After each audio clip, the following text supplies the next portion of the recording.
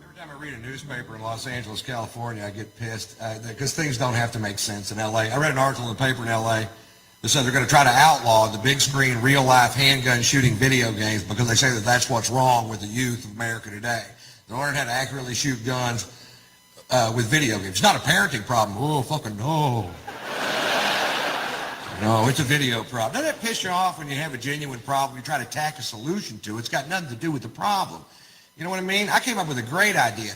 Don't outlaw those machines. Give them to the state troopers of California because they're some of the worst shots I've ever seen in my life. I saw a shootout once live on TV that went on for so long, eventually the criminal got frustrated and shot himself. And the cops are on TV whining about it, going, he's got on body armor, he's got on body armor. I'm watching it live on CNN going, I can see his head, shoot him in the fucking head. Give my kid a shot. How's that, Daddy? Good shot, Poot. Everybody relax. Poot took him out. Thank God Poot was there with his considerable skills.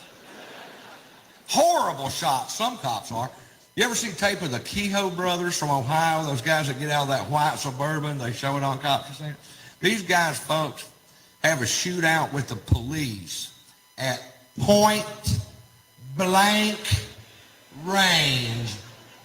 Nobody gets hurt.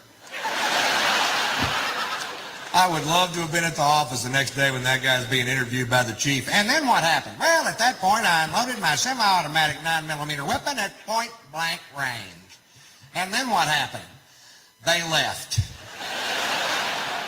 Nice shooting, Elmer Fudd. There was a kid in Detroit 3 years ago, shot 8 bullets, hit 9 people. These two cops shot 22 bullets, didn't even hit the fucking Suburban.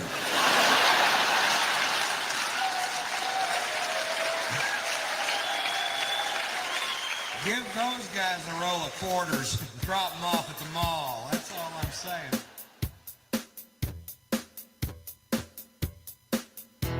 Do you ever feel like this world is full of assholes? Well, maybe you'll enjoy this song. Walking on my left, talking on my right, every flipping day, even late at night, plugging on the net and yapping on TV. Assholes, assholes, just won't let me be. Assholes, assholes, assholes everywhere. Assholes, assholes, assholes everywhere. Getting on my nerves, getting in my head. Assholes, assholes, assholes everywhere. Sound familiar? Well, wait a minute. I'm just getting started.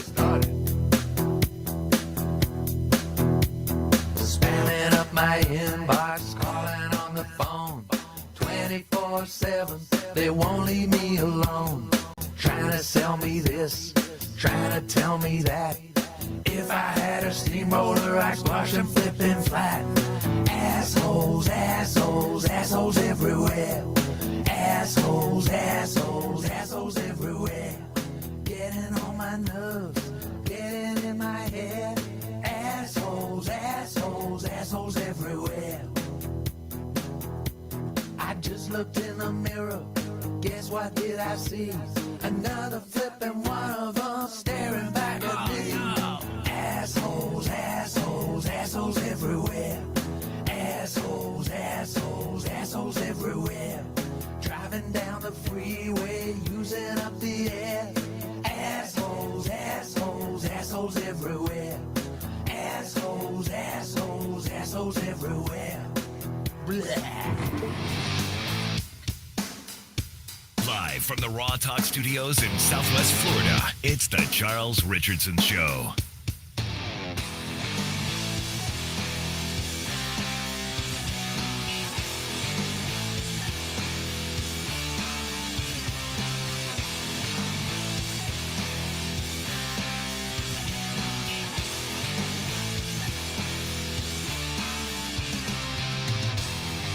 Fly too high, get to see the light.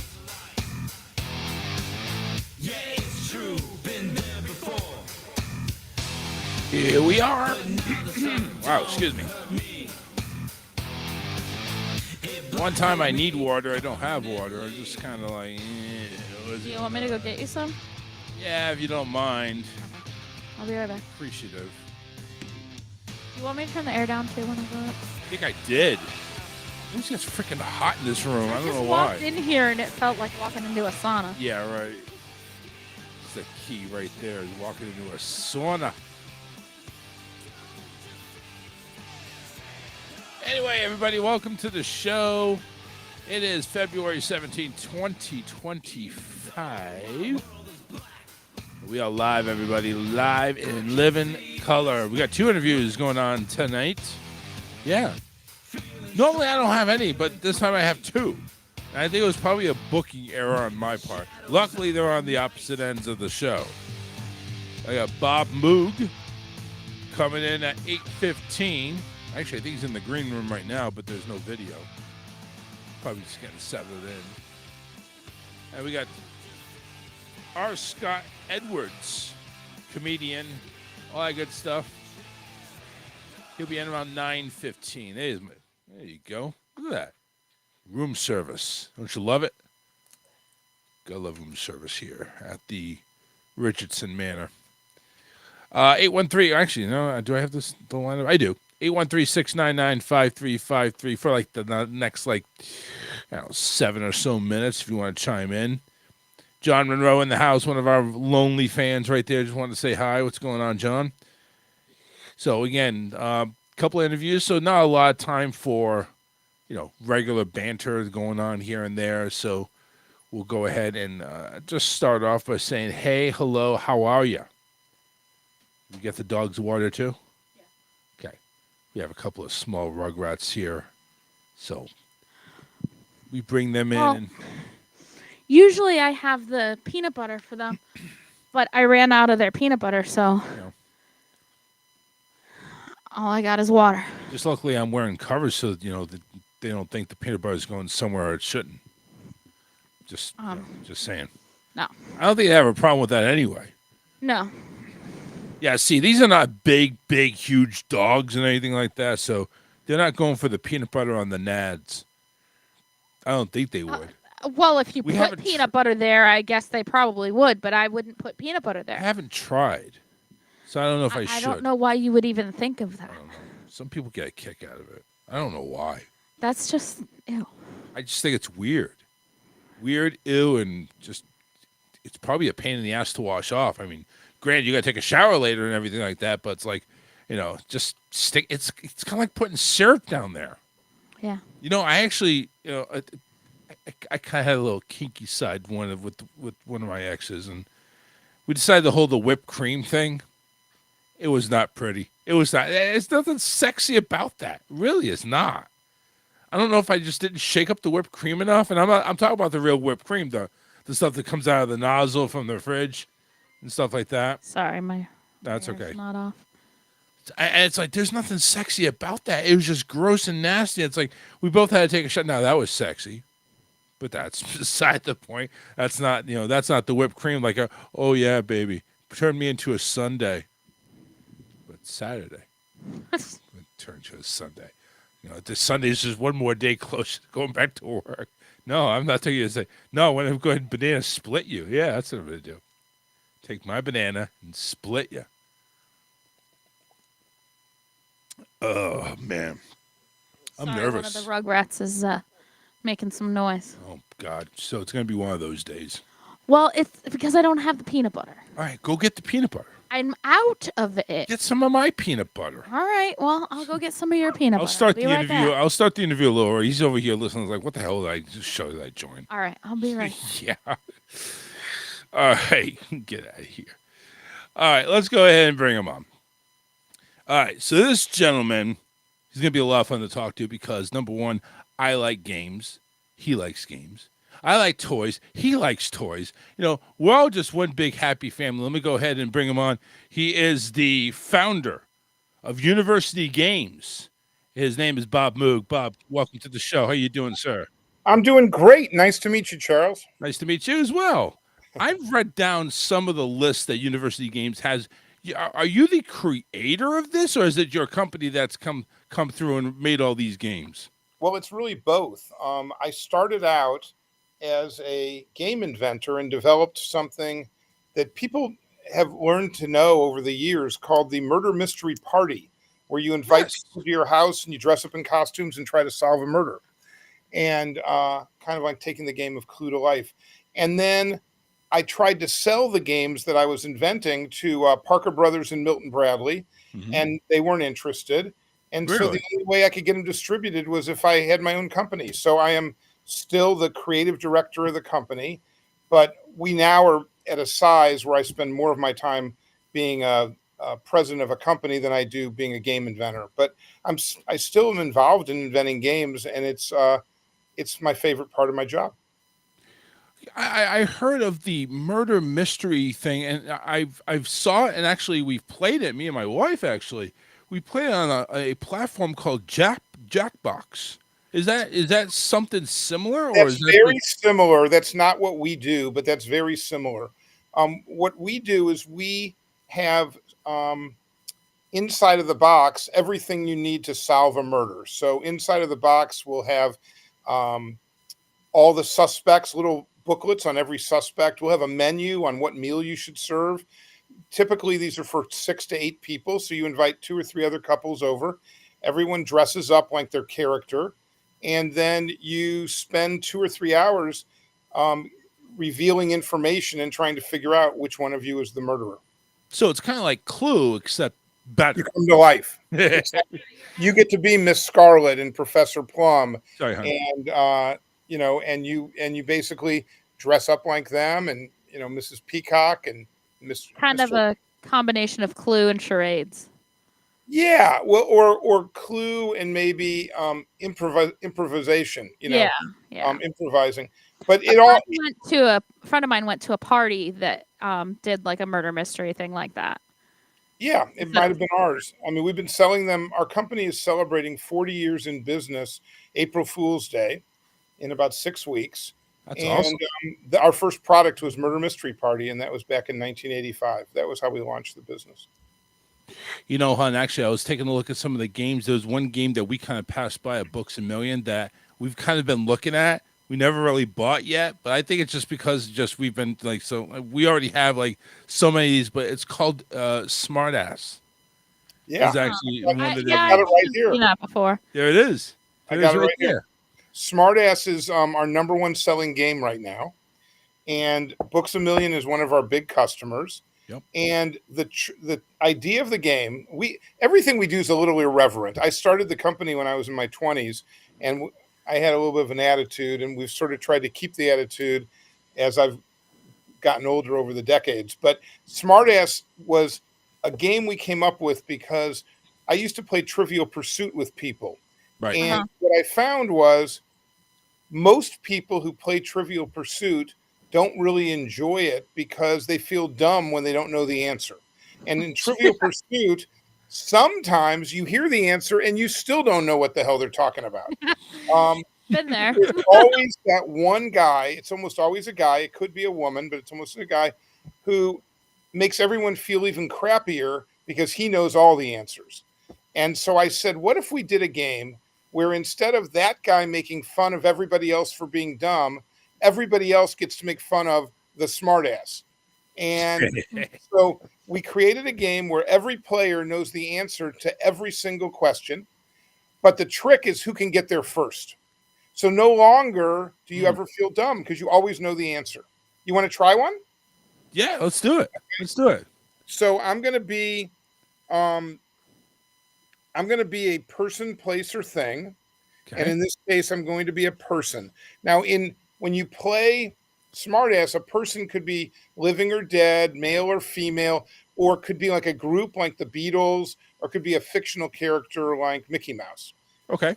What I have are 8 clues describing the mystery topic. You get one guess. You can guess anytime you want, and it goes from a very general clue to a very specific clue. Are you ready? I am ready. Number 1, I am a cartoon character. Number 2, Chuck Jones created me for Warner Brothers in 1948. Number 3, I am not one to talk much. Number 4. Wile E. Coyote is my nemesis. Roadrunner. Roadrunner. Roadrunner is right. You got it right. Yes. Ah, So you got it everybody's first, heard the too. Roadrunner, but who can get to it first? That's cool. I like that. Yeah, Okay, We we got to might buy need that to game. get that game, yeah. No, I'm going out as soon as the show. Oh, wait, they're closed. I'll go out first thing in the morning. You want to try Go one on more? Amazon. Oh, me let's give you take one a more. couple more, actually. Okay, Let's we do can it. do a couple more if we have time. What am I? I am an animal. I am a specific domestic breed. So this time we're not doing a person, we're doing a thing. Okay. Germans first bred me to hunt badgers. My glossy coat is usually black and tan. A German Shepherd. No, I have a long body and short legs. Oh, a Dachshund. Dachshund, that's right. So if we were playing the game, the way the game works is when you get it right, then you get control of the dice, and then you get to roll the dice and move on the board, and the board takes you around until you get to the center, which is a big donkey's ass. And the first one to get to the donkey's ass wins. Get to be that Yeah. jackass. So This sounds like it's like Trivial Pursuit, except a good it's donkey's game ass. for our game nights. I like that. Well, Yes, people, we do. the difference is the way I describe it is I go, Trivial Pursuit is the game where most people feel dumb and one guy feels really smart. Smartass is the game where everybody feels smart. And even when you don't get it, as soon as you hear it, you put the clues together and go, oh yeah, I see. You know, I see how that's Roadrunner. Or I know, I guess German Shepherd because they said German. But if I'd waited one more clue and heard short legs, I would have known Dachshund. So everybody feels smarter when they play this game instead yeah. of dumb. I feel smarter already. I'm glad I'm a jackass. I love it. I got a question from one of our listeners, John Monroe. He says, do you have a favorite game that you invented that you hold in high standard? Like, what is like the creme de la creme that you've had the pleasure of making?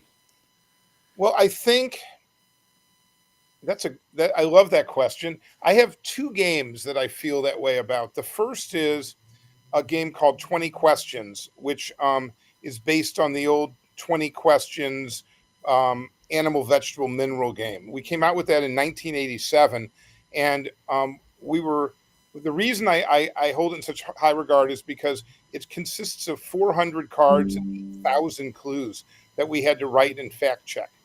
And it's won a lot of awards, and Milton Bradley licensed it from me for Europe. And that had been my dream since I was a kid, was to create something that Milton Bradley or Parker Brothers would want to put their logo on. So 20 Questions is definitely in that category. But another game that I'm really proud of that we did is we did the first board game on Where in the World is Carmen Sandiego. And that sold for 25 years, and we sold several million. And it was really great, and it did really well. So those would be my 2 kind of, Mount Rushmore games, 20 Questions and Where in the World is Carmen Sandiego. I think I've played that Carmen Sandiego one. Yeah, it's like as a kid. Yeah, you probably did. That's when it came out. It would have come out when you were a kid. We sold it all through the 90s. We have a game now, though, that I'm very excited about that I think could end up, Mount Rushmore has 4 presidents. I only have 2 games that I put up there. That may be another one that goes up there. And it's called Am I the Ass? We kind of want to have a market on ass games. And so we have Smart Ass, we have Dumbass, and now our newest one is called Am I the Ass? This is what the cards look like. And we just started shipping this about 8 or 10 weeks ago. And the idea is just as we did with Murder Mystery Party, where we saw something happening in society and we put it in a box so people could play it at home. Am I the Ass is the same way. It's something that's being done on the internet. And if you go to Reddit or Facebook, there's a whole world of 25 million people who are playing Am I the Asshole? And what happens is a millennial or a Gen Z puts up some moral situation that they've been in, and then they ask all the strangers out there to tell them whether they were a bad person or a good person. Wow. And so we created a game like this, and what we did is we wrote several hundred cards that are situations that happen to people, and then we said, am I the ass? And we went out to 500 people and we gave them all these scenarios and we said, tell us if you think the person is the ass or is not the ass. And then we did some math and we calculated what percentage of the people said that the person was an ass. And so when you play the game, the way you win the game is by accurately predicting what the surveyed people said, kind of like Family Feud. Right. And it's kind of fun.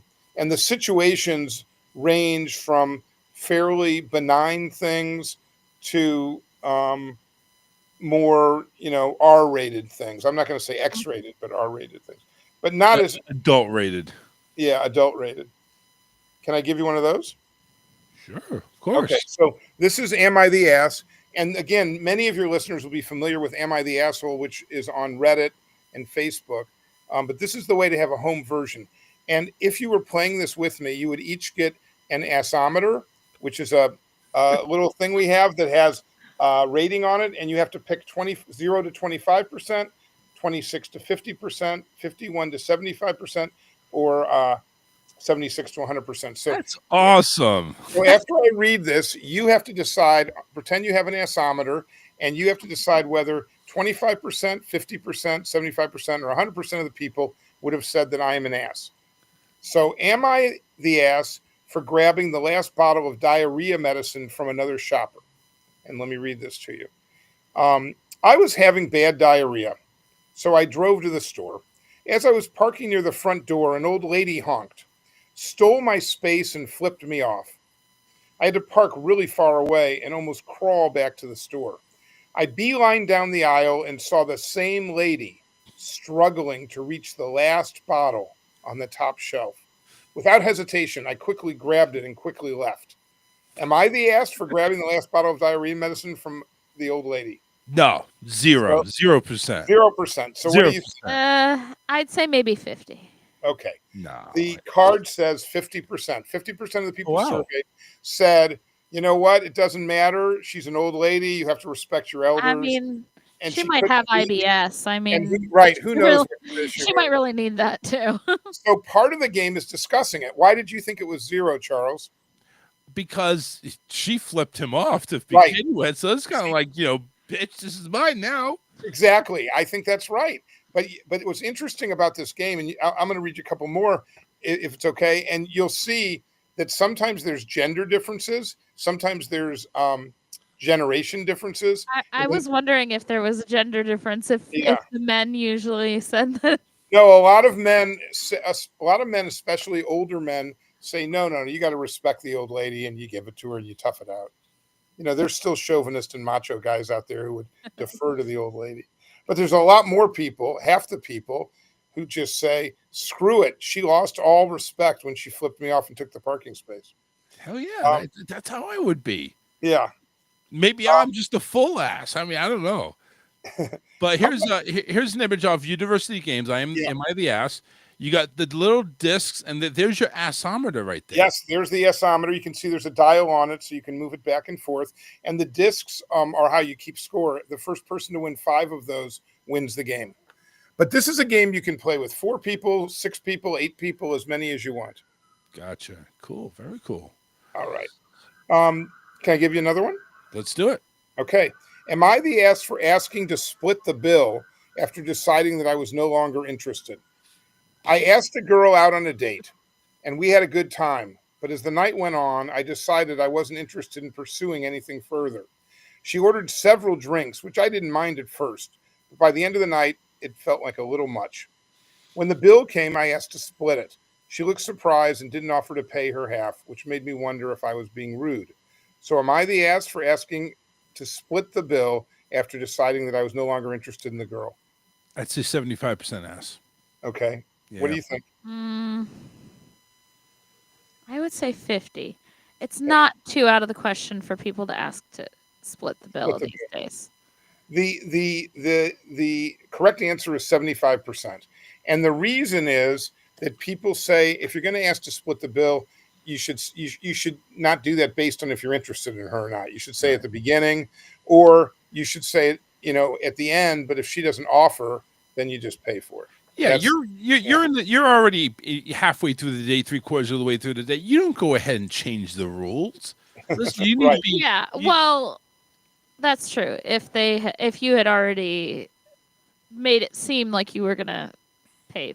Yeah, Yeah. see, it would have been 100% asshole if he just got up and left as the bill came, and it's like, Right. all right, I'll see you later tomorrow. Right, and stuck her with the bill. Right. Exactly. Bob Okay. Moog is here of University Games. He's the founder of University Games. What we're discussing right now, Am I the Ass, which is actually what I heard is the brother to Smartass. And Yes. this one's actually kind of cool where it has a little assometer reading where you go ahead and rate how much of an ass this person was based on the story. If we can get one more, Bob, I would appreciate Sure. it. And Sure, let's I see got if we one can more break for this you. tie. Okay. Am I the ass for wanting to look at my husband's computer and browsing history? My husband, 39-year-old male, has started staying up late, claiming he's doing work on his computer instead of coming to bed with me. When I tried to log in yesterday, I found he changed the password. My friend, who works in IT, offered to install spyware to capture his keystrokes and get the new password. I know it's deceitful, but something feels off. Am I the ass for wanting to look at my husband's computer and browser history? I'm going to say 25% because I don't blame her if something kind of feels fishy.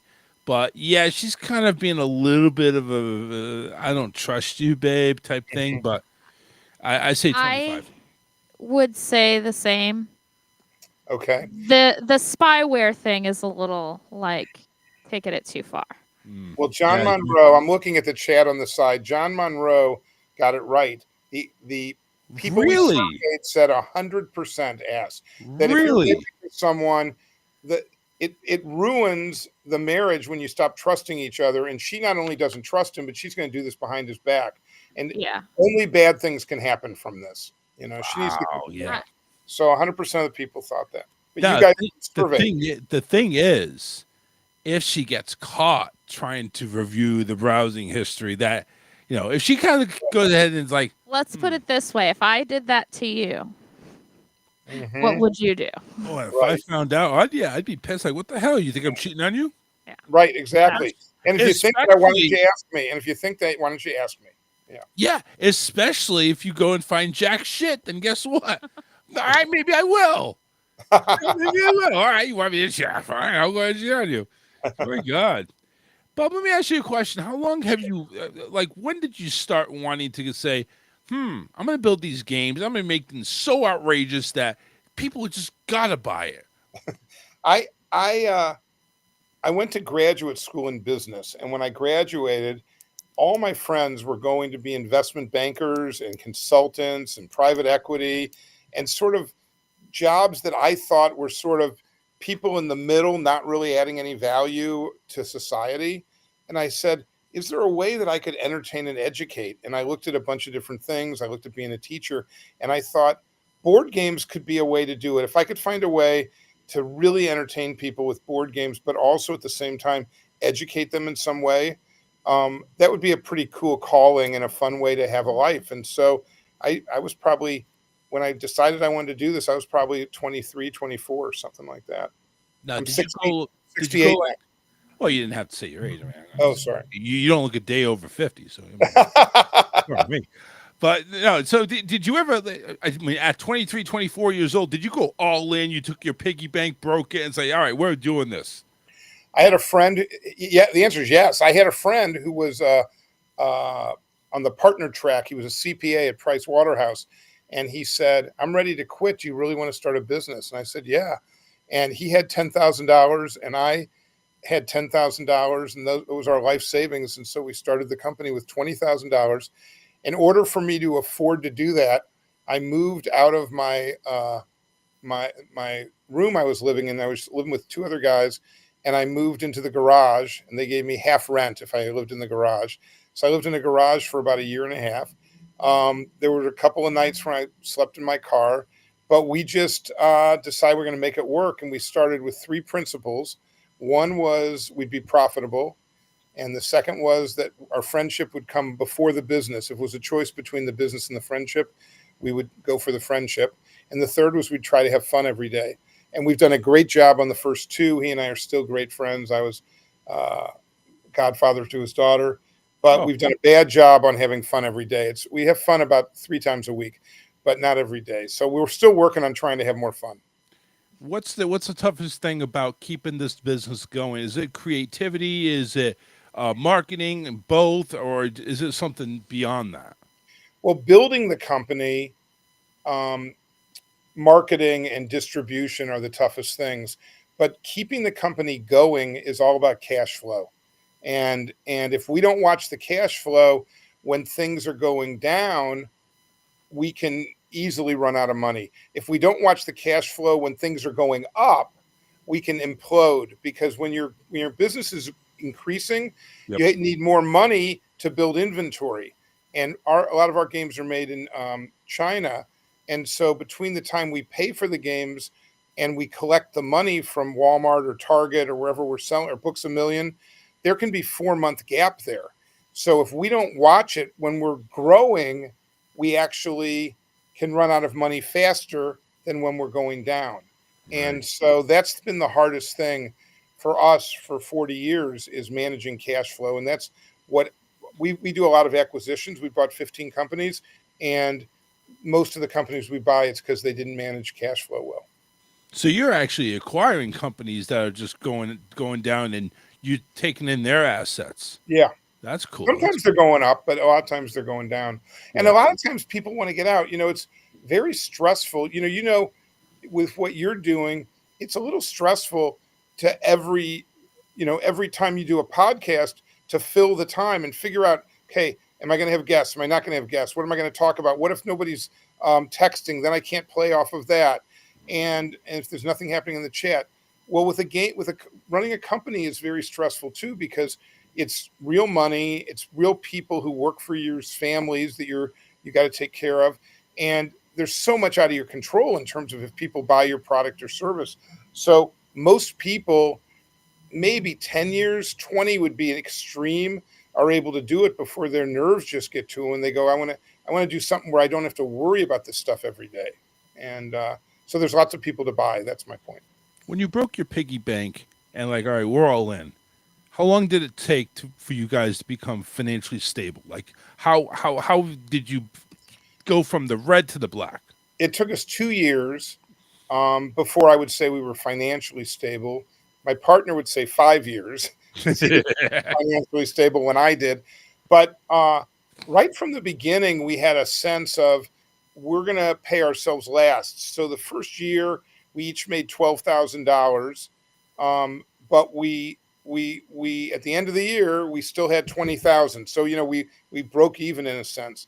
Then the second year, I think we took raises up to like $45,000, and we still, at the end of the year, were okay. And at that point I said, I'm not going to be rich, but I can survive doing this.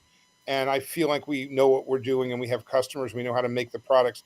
But my partner, who was an accountant, who's a lot smarter than me, he didn't feel that way till 5 years. At 5 years, he said, okay, this thing isn't going to just fall apart if we go on vacation for 2 weeks. But it takes that long. It takes a couple of years before you really feel like, okay, I'm not at risk every day of this thing falling apart. Who is the more level-headed, you or him? Oh, he is by far. That's probably why it's like, it's 5 years. Okay. Yeah. And then 2 years is like, all right, listen, come on, let's go ahead and go to Vegas or something. No, I'll show you something that you'll get a kick out of. I'm the one who's the big promoter and all excited about the games and everything. Yeah, yep. I've got something on my wall I'm going to show you. All right. If I can get it. Okay. Our second year in business, I was really excited about the murder mystery parties. And I said to him, we're going to be the number one game in the country. And I started contacting people to promote us. And we got into Playboy magazine. There's Playboy. No. And I don't know if you can see that, but the guy standing up is me when I was 28 years old. And then there's my partner. And I'll pull it back a little bit so you can see the whole, I don't know if the glare is I can make it out when you had it up close. Yeah. Yeah. All right. Tell me something. When you take a look at that, does it get you depressed at all? It's like, what the hell happened to me? Well, it gets me depressed at how I look now compared to then. But it makes me pretty proud that when I was in my 20s, I was able to, start a company and run You got something. into Playboy, for crying Yeah. out loud. You're No. supposed to be some 20-something model with big tits that's going to get into Playboy. You got in there as a dude. Yeah, I know. That's right. Did you get invited to the mansion at all? No, we didn't make it to the mansion. Oh, man. I don't think I played my cards right. I should have been able to figure out how to do that.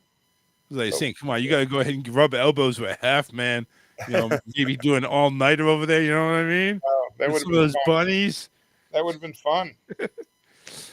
Let's switch subjects from Playboy over to Briar Patch. Tell me about Briar Patch, because that looks like something for kids, and I think that's something that I even think my son could get into, maybe. Yeah. So Briar Patch. How old is your son? 9. Okay. So Briar Patch is a really cool business that we have where we're trying to develop fun games that also have learning involved. And we've identified in the Briar Patch brand 5 learning elements. They're developmental learning elements. There's the regular co-curricular literacy and mathematics or numbers, but then we also have social skills, imagination, and hand-eye coordination. So we're the first company to mix education with developmental learning in our products. And where we distinguish ourselves is that we do it with very well-known literary titles. So the thinking is that if we have a literary title that a kid is really excited about, then they'll want to play the game. And then if it has good school readiness or co-curricular elements that help kids with basic things they need to develop, the parents will be happy. So our big brands right now are Pete the Cat, Eric Carl's Very Hungry Caterpillar, Super Y, Daniel Tiger's Neighborhood, and Dogman. And your son probably read Dogman a couple of years ago. He may be getting a little too old. Yeah, he's brought up Dogman many times when he come home. So we're the exclusive game and puzzle company for Dogman. And Briar Patch is all about taking literary properties and PBS TV shows and developing game and puzzle lines based on those. And it's a great brand, and it's probably number 2 to Ravensburger for preschool learning and games and puzzles. Ravensburger is a German company. I like this too. I am an ABA therapist. Oh. And so especially with like the social elements and the fine motor skills and things like that, that's perfect for our kids. Well, I'll show you a line that we just came out with. This is an exception. This is not based on I Spy or Pete the Cat or any of those. Sorry that I keep getting up. I hope it's not messing you up too much. No. You're fine. You're fine. It's actually, I'm finding this fascinating. We found out that when I was a kid, and even when my kids were kids, when you sit down and you cross your legs, we called that sitting Indian style. Uh-huh. Mhm. But now they call it crisscross applesauce. So I didn't know that, but I found out. And so we developed a game called crisscross applesauce. And this is great because every kid knows what this means and the parents know what this means. And the game is a game where you sit in a circle and you take a card, and the card has a picture of what you're supposed to do. So the first card might be clap your hands, and the child claps their hands. Then they pick up the next card, and the next card might be hop. And so they have to clap their hands, then stand up and hop. And it's a progressive thing where when the kids are 2, 3, 4 years old, they play it face up so they can see what they're supposed to do. But once they hit 4 or 5, they turn them over, and then it's a memory as well as a hand-eye coordination or gross motor skill game. Kind of like the electric thing, Simon, where yes, it's like that exactly. And this game has won, I don't know, 11 awards, or as being kind of a breakthrough great game for preschool kids. Is this the kind of thing that you would use in therapy? It definitely is. But even like different things with social skills and stuff like that is huge with our kids, because most of them are autistic, so they have trouble with communication and social skills and things like that. So yeah, those kind of games are great for So what I this game, real quickly, Hocus Pocus, everybody focus. This we developed for kids who were nonverbal or really shy. okay. And the way it works is we have a bunch of objects on a table, Uh-huh. and you spin the spinner, and the spinner either tells you to add an object or take off an object. And everybody wears these little, I'll show you, I think hopefully it's in here. Everybody wears these, I'm not sure if they're going to be in this box. They wear these little masks on their head. Somebody stole your mask there. Oh, here we go. Here we go. Here we go. There we go. They wear like this on their nose or on their head, so they can't see. And then while they're wearing this, whoever's turn it is spins the spinner, and see how it has pluses and minuses. Yep. That tells you if you're going to add or subtract. And then everyone takes this off, and then the first person to identify what had been taken off or added wins. And you then rotate who does it first. So for kids that have trouble, verbal issues, they still can play the game, and they tend to, because they're having success at the game, they can point at what is been added or what's been taken off. And That's cool. So that's kind of a neat one. So That's those your are two examples. Let me ask you a question, Bob. How many kids did you bring into this world? Three daughters. And you have grandkids yet? My first grandson is going to be, my first grandchild who's going to be a grandson is being born March 20th. All right, congratulations. Congratulations. Yeah, so next month. Now, my first grandson. When you were raising your daughters, were any of these games that you had created, were any of their favorites, or did they say, "Dad, you're crazy. Forget it. We're going to go play Monopoly or something"? No. They liked our games. We have a game called Kids on Stage that they used to love. Yeah. Which is a charades game for kids. And then we had a dinosaur game called Dynamite that they used to play. But I think their favorite one was a game. It's out of print right now, but it's a game where there's a game board, but the game board is continuous. So you set the game board up, but then the next time you play it, or while you play it, the pieces on this side of the board move over here. They're like a puzzle. You take them apart and you add them over here. And they liked that the game board kept moving. It was called Zippity Zoo, and it was all about animals at the zoo. But they had 3 or 4 of our games they really liked. I love the names, man. I mean, I love it. I love the creativity. You got some brains there, dude. You got some brains for some creative games. You got anything on the down low that's being in works right now, or that might be coming out later that we should look for? Well, any more ass games? We're definitely going to do more ass. I mean, I want to corner the ass market, and I want people, when they think of getting ass, think of us.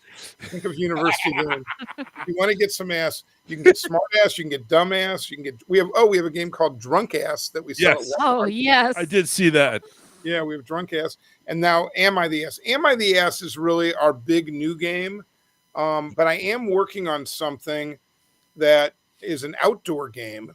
And the guy who invented Bop It, do you know what Bop It? Have you heard of Bop It? Yes. The guy who invented Bop It, I just saw him at a show in London 2 weeks ago, and he has a new thing called Sling It.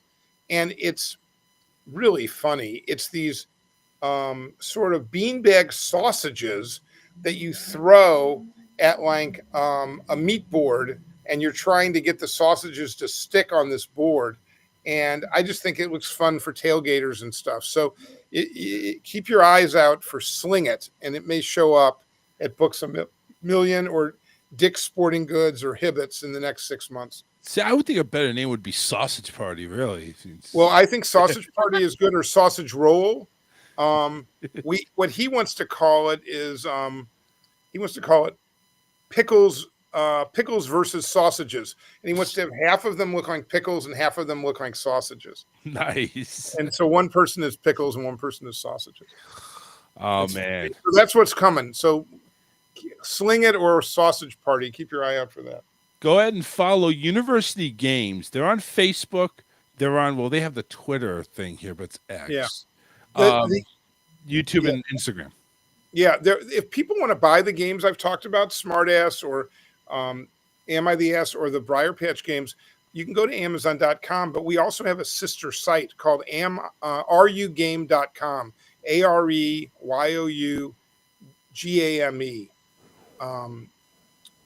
.com. You're gonna make me look it up here, aren't you? Hold on.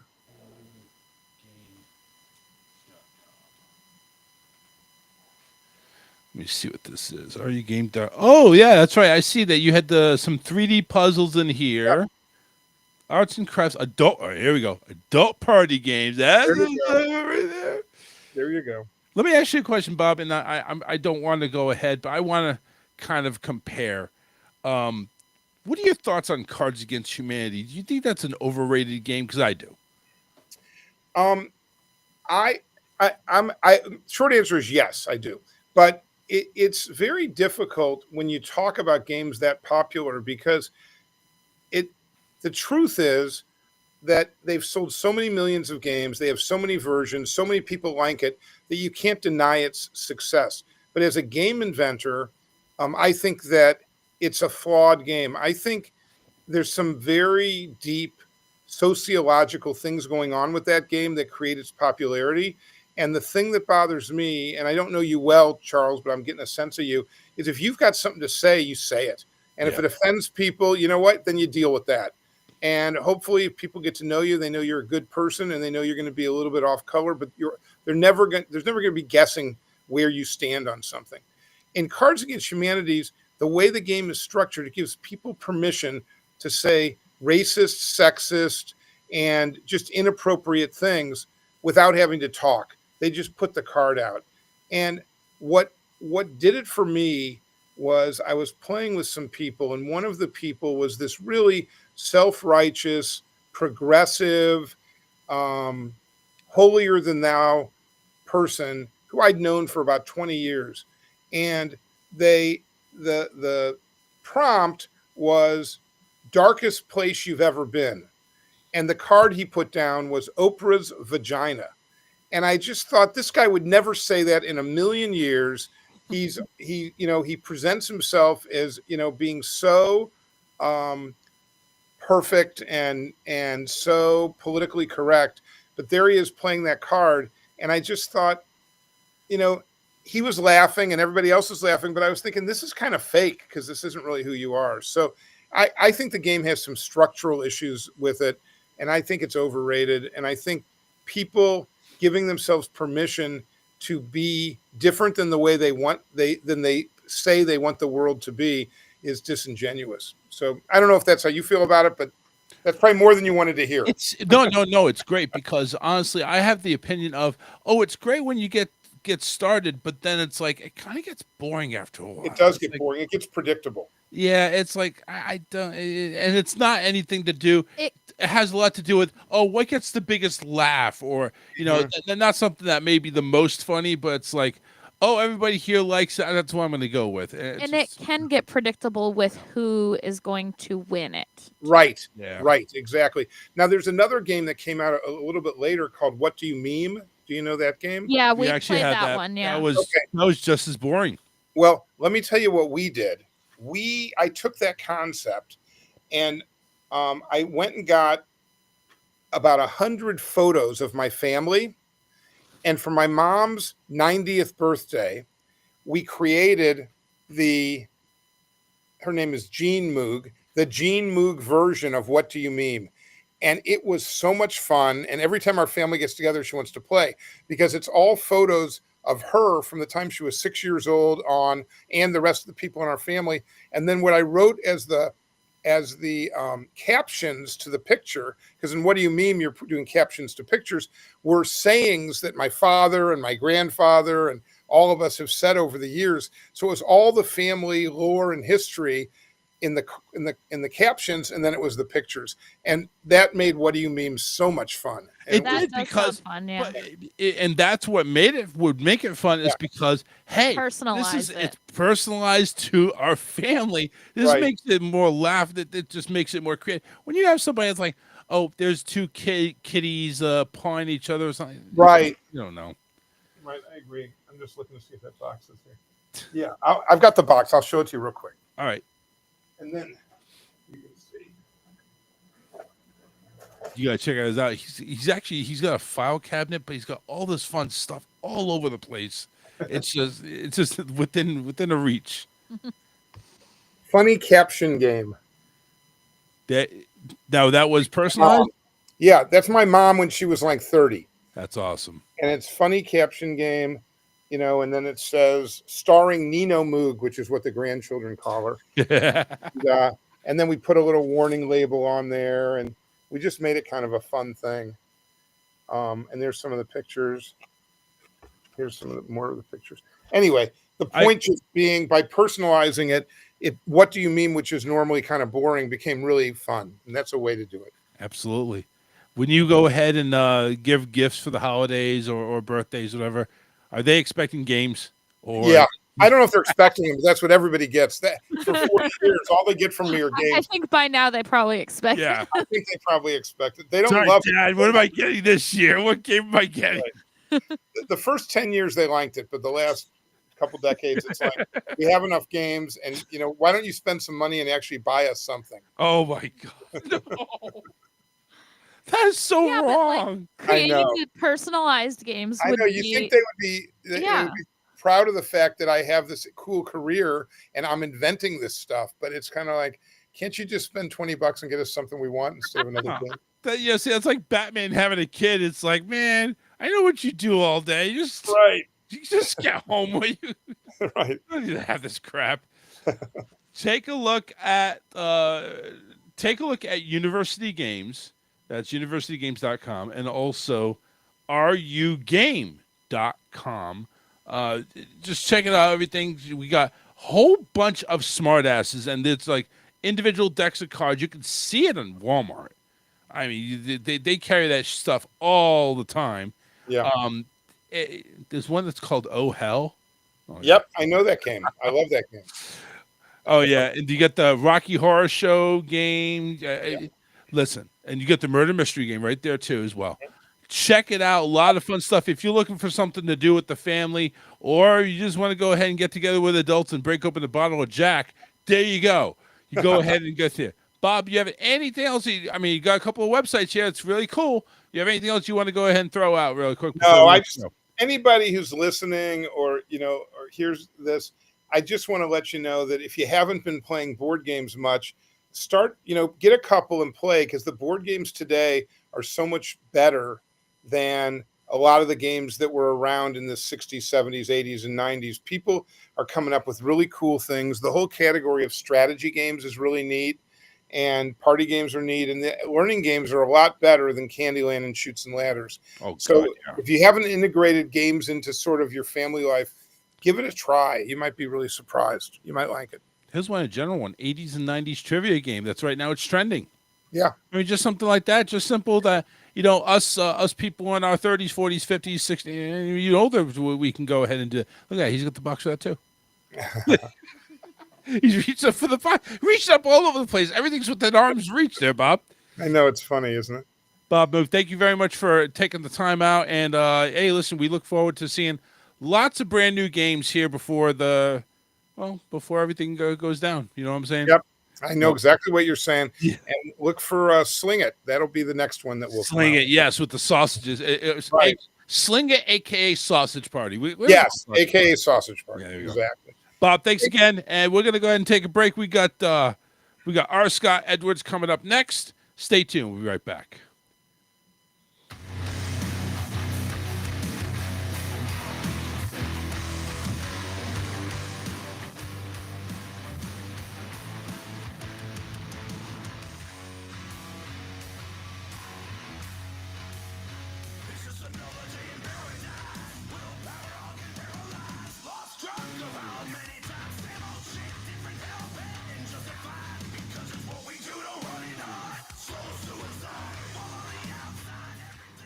Hey, Bob, thank you very much. We don't have a second line, so we're just going to go ahead and say bye over the air. That's fine. Thank you, Charles. Thank you, enjoyed it. If you ever want to do it again, let me know. Absolutely. You have a good one. All right. All right. Bye-bye.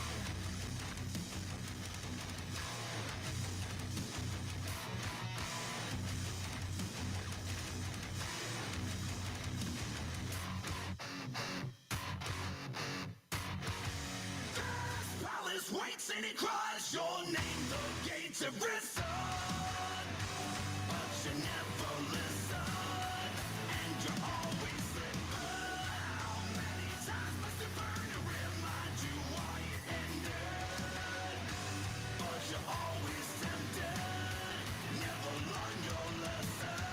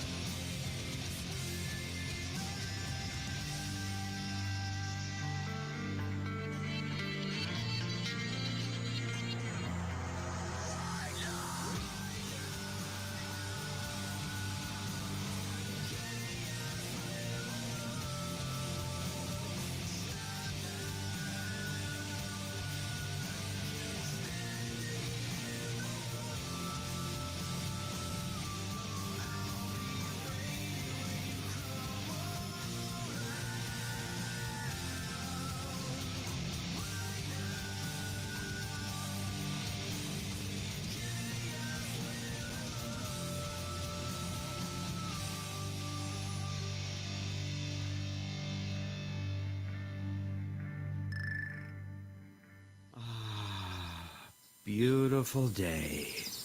I'd call it perfect, but it's missing something, don't you think? Ah, there it is. This morning just wasn't complete until your first cup of coffee, right? Yeah, there's nothing quite like a steaming cup full of an addictive drug in the morning. I'm Roger, and I'd love to tell you about Horton brand warm addictive brown stuff.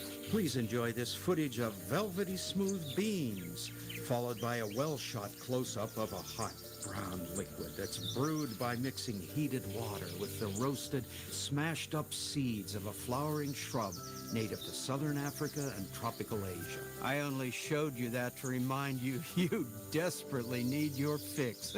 How could you forget?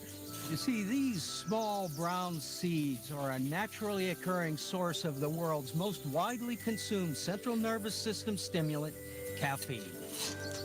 While most brain-altering substances are outlawed or at least tightly controlled by the government, this entirely legal psychoactive drug is enjoyed by basically every person you know on a daily basis, completely unrestricted and with zero cultural stigma. In fact, it's openly celebrated by your friends, family, and morning television personalities. Smells so good. I can't wait to add flavors and sweetener to distract from the natural flavor of this thing I claim to love and not be addicted to. I do like it. It's just that 2 sugars and that hazelnut creamer make it.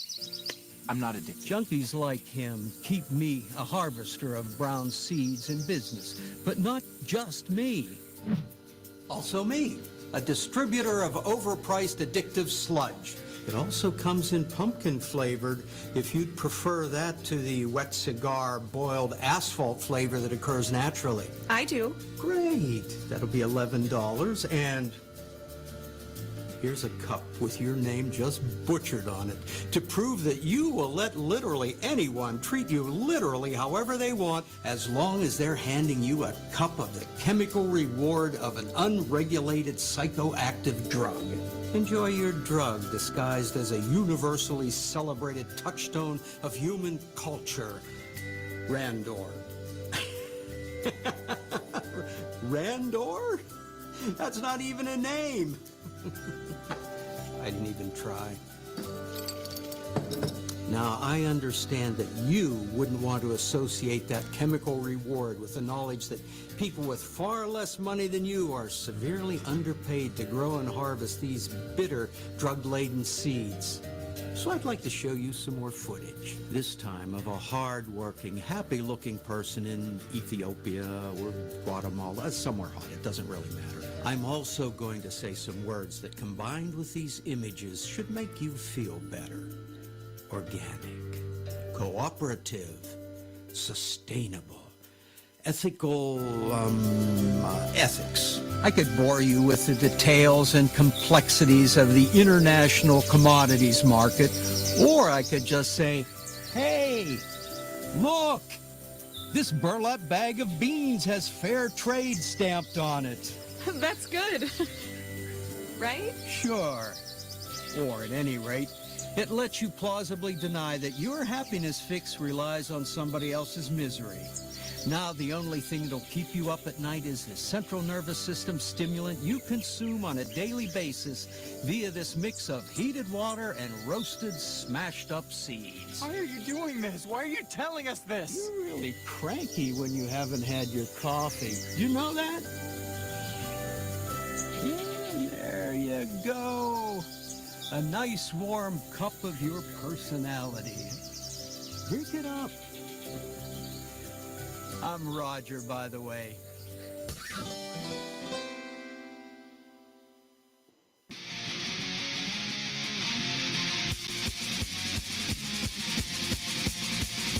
We're back to the best show you have never heard of. That's the Charles Richardson Show.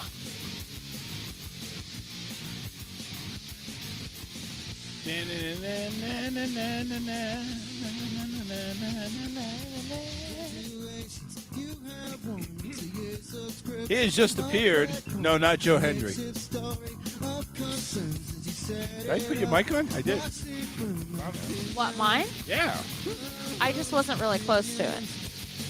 I heard you laughing, and it's like, what? Sorry, I wasn't. His name, and Leaning he right up to it. appears. I believe in Joe Hendry. Very good, very good. All right, enough of that. He's sitting back in our high-tech green room. He is the founder of Verbal Ninja Productions. He's a funny guy. At least we've been told. His name starts with an initial. R. Scott Edwards. Mr. Edwards, how you doing today? Fine. Can you hear me? Oh, loud and clear, sir. Good. Wanted to make sure everything was working properly for this very important moment. Absolutely. It's so important. It's gonna be career defining. Well, ladies and gentlemen, I'm Scott Edwards, and I'm excited to be here. Settle down, down and back. We got our own Gary over here from the Howard Stern Show. It's awesome. I love it. You got the sound effect. Hey, what else you got there? Hold on a second. I got some basic ones here. I got that one. I got that one. I used to have my voice gets high when I get scared. This is my favorite. I'm out with the kids, and hey, look over there. They must be in the distance. It was very quiet compared to the kids I know. They get scream. Very quiet. How you doing, man? I'm doing good. It's a little late for me, early for you, later for you. You're East Coast, right? That's right. That's like right. 9 o'clock. I had to put down dinner. I got some spinach in my teeth to do this. Sorry about that. No, Hey, it's so important to be here. Yeah. So talk to me about this thing called Clean Comedy Fundraisers. Because first off, number one, Scott, I don't know comedy and clean ever went into the same sentence before. Did they? Well, that's because you're hanging out at the wrong kind of bars. Come on, let's be honest. No, I owned a chain of comedy clubs for over 21 years up here in Sacramento. And I always made an effort to have, adult clean shows. I mean, I did occasionally have what we'd call blue comedy shows and bring in somebody that was a little edgier from New York or something. But you'd be surprised. I mean, think of the people that are out there still performing. They all used to work for me. Jay Leno, Jerry Seinfeld, Dave Coulier, Dana Carvey. They're all clean. And Steve Bruner, Kermit Apio. I mean, I can go on. And they're very talented, successful comics, but they're not dropping F-bombs every other word. Yeah, and I think that's more commendable. I mean, not to say that's what I do. I'm not a stand-up comic, but I do. You just like dropping the F-bombs. I like dropping the F-bomb. Of course, yeah. Fudgety fudge. Well, yeah, there's nothing wrong with that. But it's funny because you're absolutely true. I used to do open mics and try to test out looking for new talent, and you'd never failed that somebody would get up and go, hey man, I went down to the freaking store to get some freaking bread from freaking bitch wife. And they thought that was comedy. It's not. It's just abuse. But I do believe that good stand-up comedy is all about just sharing a moment, engaging with an audience. That's why talking to the audience and being a part of the evening is one of the great things about stand-up comedy. It's live. It's right there. TV and film, they have scripts and other people write it. There's no audience. Stand-up comedy is amazing. You mentioned some big names that worked for you. Yeah. I'm over here trying to figure out, how come you were never hosted a Tonight Show, or you never went ahead and starred in these big blockbuster films? What happened? I mean, you managed them, but is that just, be honest, is that just you? You're a teacher, you're a mentor, just don't have the star power to do it. You were so close. Yes, I've mentored people. Yes, I've taught people, but I'm a producer. So I produced 3 TV series, a 1-hour comedy special. I did several large concerts with people like Harry Anderson and Jay Leno, and my chain of comedy clubs, which was 3 in Northern California for over 21 years. So there's literally thousands of shows I've produced, and I emceed. So I have some stage time, but I don't write material. I don't consider myself a comic. And it was a great gig. So how long have you worked? No fortune. So how long have you worked in radio? Because obviously you got the chops for it. You got the voice for it. You got a better voice than I do. I mean, so how long have you been in radio for? I actually only subbed in for some friends now and then on radio. It was more television and live stage shows. I do have a voice for radio, but I didn't ever go that route. To be honest, most radio DJs make very little money compared to me. Yeah. I mean, I don't doubt that one bit. I don't doubt that one bit. But I love radio and I love TV production, although it's changed. I mean, we got to keep in mind, people see the snow on the roof. This was back in the 80s and 90s. I sold my clubs in 2001. I still produce live shows, but now it's mostly for charities and fundraisers. And it's a great business, but I always say I'm on the fringe of show business. Do you think you got out of the comedy club business at the right time, or do you regret it? Well, of course I miss it, and there's been times I've regretted it, but I felt that overall I got in at the absolute perfect time. When I opened my club, it was literally the 12th full-time comedy club in the United States. And when I got out in 2001, we were getting into the early 2000s. The economy was changing, comedy was changing. I was getting older and the comics were getting younger, and it just felt like the right time. But I miss the people. I mean, I got to work with some of the most amazing people. What was great was my father was a big humorist and had a lot of energy towards comedy. And because of him, I got a chance to get a pie thrown in my face by Soupy Sales. Mm-hmm. I worked and became good friends with Pat Paulson, who ran for president on the Smothers Brothers Comedy Hour. And being a Monty Python fan, I was very lucky to have Graham Chapman come and work my club about 3 months before he passed away. So amazing interaction with my heroes of comedy. Do you need even to Robin Williams? Oh man, God rest his soul. He left way too early. Oh yeah, definitely. I mean, But- did you ever see the signs that maybe there was some demons that he just couldn't overcome? I think we all have demons, honestly. But I mean, just some people, they act out, and they act out of humor because of those demons. Do you think that's what did him in? No, no. Okay, that's good. I'm glad. No, he had what a lot of people don't know about Robin was that when he was on stage, he was very manic, very machine gun style. He would throw out 50, 100 jokes, and if 30 or 40 hit, he had the audience just rolling in the aisles. And you saw when he moved into acting and doing movies that he could be very serious, but he also, for example, in Aladdin, can be that bouncing off the walls energy guy. Yep. What was interesting about working with Robin was that on stage, he was really hyper, really fast paced, but back in the green room, he was quiet, mellow, loved talking to people in the industry, was very gracious to fans, but he never had that energy. And sometimes it threw people because they thought, oh, he's crazy and manic and woo on stage, that he'd be the same off stage, and he wasn't. He was very quiet and sedate. As far as his passing, I'm sure you've heard, but he had was coming down with a disease that was going to be a fairly lengthy, slow, difficult passing. And I think he just made the decision to take his own life when he had the choice. Oh wow! So no, I did not hear that. I just he had something that was not going to be fun to live out. Wasn't it Parkinson's or something like that? It might have been Parkinson's, but I know that he was worried about. He had such a sharp mind. For those over 50 would know what a Rolodex is. He would have a Rolodex kind of mind, and whatever subject you brought on, he could bring up material. And I believe the disease he was looking at would have had some mental disabilities, kind of like an Alzheimer's. It could have been with Parkinson's, which can have the same effect. Mm-hmm. And I felt, made the decision that he didn't want to try to live through that and put that burden on his family to take care of him.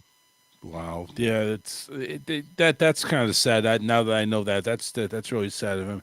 But yeah, he definitely went way too soon. I was kind of hoping maybe it's like if it was something like that, it was something like, hey, let's let's go to Korea or something like that. They have these experimental drugs that they're doing or something. Something to keep that angel alive. I mean, honestly, that's what he was. He was just wonderful. He really was. No, an amazing personality, an amazing man. And if you ever talk to people in the industry, he was very philanthropic. He always took care of those around him. And because of his machine gun style comedy, he sometimes borrowed material from other comics. And whenever he was called out on it, he quickly apologized and paid him for it. So he was a real upstanding part of the entertainment industry. But just one of the many that we had a chance to work with and was such meant something, when you get a chance to interact with talent like that. In fact, if you have time, I have a quick story. Yeah, of course. Go ahead. So this is dating myself, and for your audience that might be younger, they may not remember these days, but Bob Saget was, he and Dave Coulier were the guys that helped me get my clubs going. And Bob Saget had a week at my club, and he called me up and he said, "Hey, I want to bring up this young actor that needs to learn how to do a comedy set." And I said, "Sure, anything for you, Bob." And he brought up this young actor, and Bob wrote material for him. Well, I taught him kind of how to, where to look, how to deal with the lights, use a microphone. And between the two of us, by the end of the week, and the good news is I didn't have to pay him. He had about a 5-10 minute set. And the next week he performed it on his very new TV show. And it was really great to be able to work with him and then see that material live on stage. Oh, I should mention the TV show was called Bosom Buddies, and that young actor was Tom Hanks. Wow. That's amazing. It's just something like you see Tom Hanks where he's at now, and it's just like he's above and beyond the stars. The stratosphere, right? You went ahead. You were the stepping stone. You and Bob went ahead. Hey, Tom. How about passing it forward here? I'm the one that. I was a very small part of it, but it was impressive to work with him. And Bob Saget and I were very good friends, and he brought Tom up, and we just had some great times together. And I was very young at that time, 24, 25, and to see somebody I work with and then see him performing the material that we helped him with on TV the next week was, kind of thrilling. But of course, that's since then, pride right there. That's a sense of pride. Yeah, you feel good about it. But I had a chance to work with, Kevin Nealon and Rich Hall and Dana Carvey, as I mentioned, a lot of the people that went on to Saturday Night Live. And so in the long run, and this was very early on, but over the next couple decades of owning the club, we were very helpful in getting entertainers from that beginning of them getting their act and getting noticed to what I call the golden ticket, where they became that 1% that got famous. And definitely the 1%. I mean, you had mentioned Bob Saget, obviously, God rest his soul. He was one of the ones that when I saw in Full House, I was like, oh, it's Daddy. This is my dad. This is like my Tanner. Daddy. Yeah, Danny Tanner, Daddy Tanner. And I'm over here and then all of a sudden, as I'm watching this show, I like him and then all of a sudden I find out about his comedic style. I'm thinking, what? He's one that'll throw you for a loop if you don't know what told you're you. into. Yeah, I told you I occasionally. Did you have anything to do with that? I occasionally booked Blue Comics, and there was nobody dirtier than Bob Saget. But it was interesting because it wasn't. I mentioned New York comedy that could be a little abrasive. Bob Saget was dirty, but it was never mean-spirited, never aggressive. It was always in fun, but he had no boundaries. I mean, he'd talk about anything. And another little secret for your listeners that a lot of people may not know or remember, that before Bob Saget became a famous actor and a very talented stand-up comic, he was a comic musician. He used to play a lot of music and sing on stage, play guitar. He was very talented and did some very funny, if not very dirty, songs. You can't go ahead and have too much clean stuff around those comedy clubs and Bob's coming in. Exactly. You got to make sure. Okay, guys, don't sweep the floor because it's just going to get worse. Just let it go for now. We'll take care of it. But yeah, I remember watching his roast. You got Uncle Jesse over there as the MC. Man, they threw haymakers at him, and he just come back. He just beat the hell out of them. Yeah, Like, he could take he was it. good.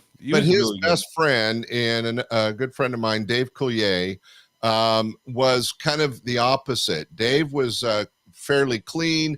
A lot of people may or may not know he did a lot of voices and sound effects for cartoons back in the day. And he was amazing on stage, always great and relating to the audience. And because he was clean, he always, even when they co-headline, he would go first because you can't follow Saget. No. No, not unless you have some strippers going up there and you eating their ass on stage. Yeah, maybe Bobcat Goldthwait, right? With his energy and his mouth. But there was a lot of great comedy that came out of the 80s and 90s. But it's all generational. There's good comics today, and I was just blessed to get a chance to work with some guys that went on to fame and fortune. I mentioned the 1%ers with the golden ticket, but everyone should know, for every very funny person you see on TV, there's at least 20 or 30 really funny comics that are working the clubs and working stages and making a good living, just not famous and just not millionaires, right? When you take a look at Saturday Night Live, you mentioned Dana Carvey, obviously one of them that's a Saturday Night Live alum. They just celebrated 50 years. They had a show there that was on. A lot of people, back when I was watching, Adam Sandler was doing it, Carvey was doing it, Mike Myers was doing it, and stuff like that. Now it's like I'm watching it. I took a gap not watching SNL for a little bit. Now I'm taking a look at all these other comedians. Some of them made names for themselves, but went back there, like Kenan Thompson made a name for himself, but he's back, doing the SNL skits. Well, some people are better as comic actors versus stand-ups. There is a difference. Robin Williams and Saget and Coulier and a number of the people we've talked about could transition from stand-up to acting. Jerry Seinfeld, Jay Leno are great examples. Clean, very, very funny. In fact, they're so rich, we can't even think about it, and yet they love stand-up so much, they're both back out on the road. Hell, Seinfeld made a series about him. It's like he was a stand-up comedian named Jerry Seinfeld, and that was his real name, and that was the name of the show. That's like George Lopez. Hey, it's George Lopez show. Well, yeah, the story with Jerry is he was a regular at my club, and he called me up and he goes, "Hey Scott, I got a pilot. I have to cancel this. We had a week contracted," and I said, anything for you, Jerry, no problem. And he went and got the Seinfeld show and did a full year. He's such a straight up guy. He called me up and he goes, "Hey, I owe you a week." And he came back and worked for the same money, even though now he had a hit show. It was amazing. Oh, by the way, before we get off the topic, we mentioned the Saturday Night Live. Yes. This was a book that's coming out Wednesday called Lorne. I guess you can't read it in the backward camera. Lorne, The Man Who Invented Saturday Night Live, written by Susan Morrison. It's a Random House book. It comes out Wednesday, and I only have that and know anything about it because I got to interview her for my podcast. Nice. And so everybody should look for the book. And if you're interested at all, Charles, about Saturday Night Live, Lorne, The Man Who Invented Saturday Night Live, is a great book. Now, is this an autobiography or is this just no? She spent 4 years talking to everybody behind the scenes, on the stage, and most importantly, she interviewed Lorne Michaels about 50 times. And this is really the Lorne Michaels story. But because Lorne Michaels and Saturday Night Live are inseparable, it's the story of the show and the man behind it. It's amazing. Cool. Yeah, definitely. Little plug for the book. Yeah, of course. No, that's fine. That's fine. It's something that I'd find it would be a good read, to be honest with you. As a fan of Saturday Night Live, I'd like, all right, let's take a look here. Great stories in there. You if you get any of them dirty, like any of them like Lorne being caught with 5 hookers in his well room or something. Not too bad. Not yet. Okay. But what got you interested in entertainment, Mr. Richardson? What's gets you going? So my thing was, I was 12 years old when I moved down to Florida, and I heard this one talk show guy named Neil Rogers. Mm-hmm. He was based in Miami. He only had one affiliate in Tampa, and I got to hear him from like 10 to noon, 10 to 2, excuse me. That's his time slot. Well, he got canceled in Tampa, and he just wanted to stay in Miami. He was the biggest big shit down there in Miami ever. And I'm like, I want to be this guy one of these days. So I'm over here in my dual cassette player with made-up microphone because he played bits, like funny-ass bits. I've taken a lot of how the show is done and how, I guess you call it produced, but I'm not nowhere close to a producer. But my show is like, I'll play a couple of bits, then I come on, do some commercials or songs, play another bit, and come on, kind of like he would do. So my thing was, I'm going to get into radio. I'm going to go to the Connecticut School of Broadcasting. I'm going to go ahead and do college, whatever. This is the dream of mine. And I'm going to go in and get in radio, and I'm going to be on the air. Well, obviously, life didn't take me down those choices at any point given in time. Like all of us, Yeah. I'm not an NBA star. Who knows? I'm only 2 foot, but I could have made it. Yeah, right. Yeah, Muggsy. Look at Muggsy. He was 2 feet right there. I mean, a little bit shorter than my wife. So. Well, you picked a good field, but it's a difficult field. And I was kind of joking earlier, but it's true that DJs, whether it's talk radio or music, at least back in the day, didn't make a ton of money. I mean, you make a good living, but it's not like some of the high ends of show business. Speaking of which, who's Bob Moog, the University Games guy? Was that who was previous? Yes, sir. So I'm now Bob. Ladies and gentlemen, I'm Bob Moog. Is that what it says? It says Art Scott Edwards over here? No, on mine. Where are you seeing that? Right on my screen for the show. It's okay. I have no ego. Screen. Hold on. I'm happy to be Bob Moog. Now I am curious. Hold on a second. I got to go to Facebook and how in the world did that happen? Hold on. Well, I was just curious who it was, but it's no problem at all. No, it is a problem. I'm sorry. Oh, there's my little name. Hey, that's me. Our Scott Edwards. Jesus Christ! Wow. Should we start over, ladies and gentlemen? Yeah, ladies and gentlemen, it's the founder of. Wow. So yeah, you were Bob there for a few minutes there. I don't mind bobbing. Bob Saget, but Bob Moog. So, so you wanted to go on the radio, and you said you're not a producer, but what do you think you're doing now? You guys got a great show you're producing, and on a regular basis, that's not easy. I mean, the Charles Richardson Show. Come on, that's big time. Yeah, it's big time. All right, I don't see a dime out of it. As a matter of fact, dimes are taken out for it. So. I don't see any dimes. You're right. It's a tough industry. Podcasting itself, even if you're on social media, even if you have a good following, okay, we'll throw you a couple of dollars here and there. You ain't gonna make much. It's not a living. Now, if you're going ahead, if you're Joe Rogan, okay, you're making a living. Again, the 1%ers. The 1%ers. The 1%ers. Well, I've been podcasting for 6 years now, and I'm about ready to say, tell us about your podcast. Never made a cent. MC. Yeah, my podcast, ladies and gentlemen, is called Stand Up Comedy, your host and MC. And that comes from the days that's how I was introduced. Here's your host and MC, Scott Edwards.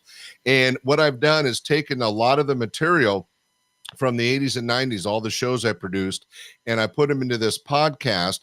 But every other week, I do an interview, like I did with Susan Morrison, from somebody in the industry. So you have an interview one week and pure stand-up comedy the next, and it's been rotating all these years, and it's going pretty well. I'm at about 750,000 downloads over 5+ years, so it's doing okay. But it is full of comedy, so if you like stand-up comedy, check it out. Stand-up comedy, your host and MC. Now, do you do your own voiceover work too? Oh, damn straight. I can't pay anybody. This is a retirement gig for me. Real funny, quick story, Charles. I've had a pretty exciting life. I've done a lot of interesting things.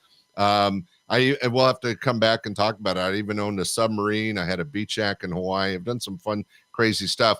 But I wrote a book about my life. It took me about 1.5 years, and I got done, and my wife says, no one's going to read your fucking book. Do a podcast. I'm like, what's a podcast? This is back quite a few years ago. And so I had to learn and teach myself, and it's been a lot of fun to do. but I have some new news. Is your audience ready for something that nobody else knows? Well, I'm holding on the edge of my seat just in case. I've been doing audio only podcast for the last 5.5 years. And the kind of the trend in the industry, as you know, Charles, because you're doing it, is video podcasting. Right. I've been resisting, but as of this Tuesday, we're only talking wait a minute. It's tomorrow. That's right, ladies and gentlemen. I'm launching my first video podcast. It's called the Tag Team Talent Podcast. It'll be on Spotify and YouTube. And what I'm doing is I'm sharing videos of stand-up comedy and other art forms from around the world.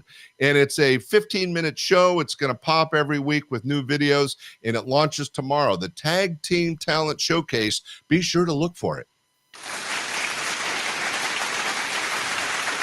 He said it's on YouTube, huh? Or it's Spotify and YouTube. Yeah, I got it on Spotify, Spotify, which is new to me, but it'll be one of a million things on YouTube and one of about 10 things on Spotify. Does Spotify have video, or are they just doing audio? Just went to video 3 or 4 weeks ago. I gotta check that out because I gotta expand my reach. This would be a perfect show for it, Charles. You got to get it on there. The Charles Richardson Show. Thank you very much. We're going to drive the people nuts. Let's get it really crazy. Let me do this. Wait,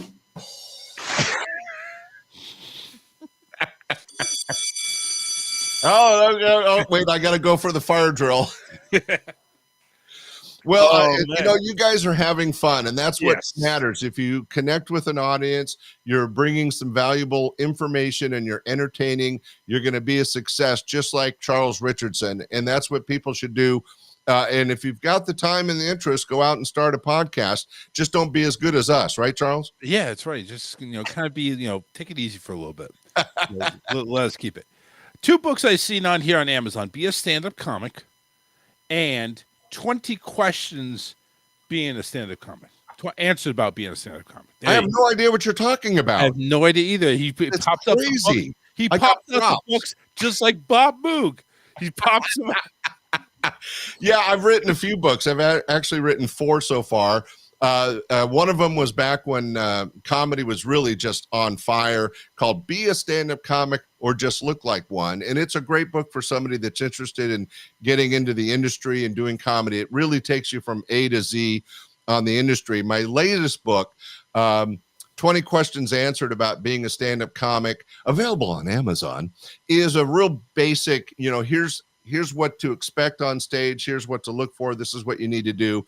In neither case, Charles, I'm trying to tell people how to be funny because I'm a producer. I'm not telling people how to be funny. I'm just saying if you think you're funny, you should give it a shot and get on stage. And both these books will help you. Yeah, I think I'm funny too, but no, it didn't work out too well. Well, you're a fun guy, and that's a very important. A fun guy or a mushroom. I'm not sure which, but you got it going. Definitely a mushroom. Right. I mean, it can get you high as a mushroom, but working well in the dark. But boom. 40 plus years you've been doing this. Now I understand there's the gray in the hair, but you got a youthful face. So I can't. Well, thank you, but I'm married. So am I. That's my wife right below us. So. She can't see you, by the way. I haven't developed the studio to where she can see the video. Well, sometimes you project it on the TV over there. Yeah, but but this is private. Well, tell her I was flashing and waving at her. Yeah, he pulled on his pants and showed us his ass. Okay. Yeah, she's thrilled. She knows. Women know.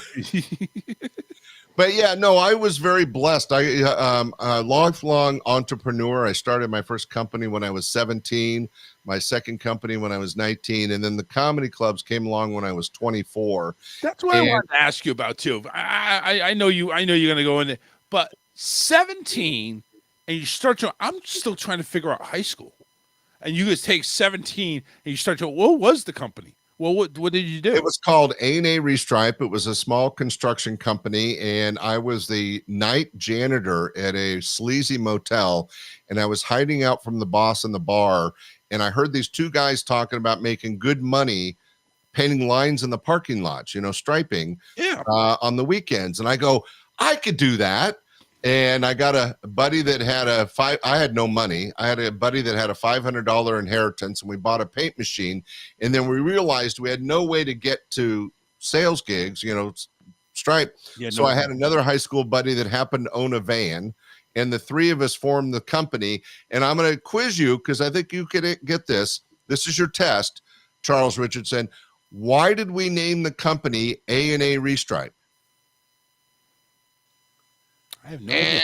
Because back in those days, the only way people could find you was in the yellow pages. Oh, so you would be first in the A&A, yellow we would be first in the yellow pages. Yeah, it's not about the Greek fucking Mongols in Google that are just gonna want to rape you. To say, Yeah, you want to be in the top 5?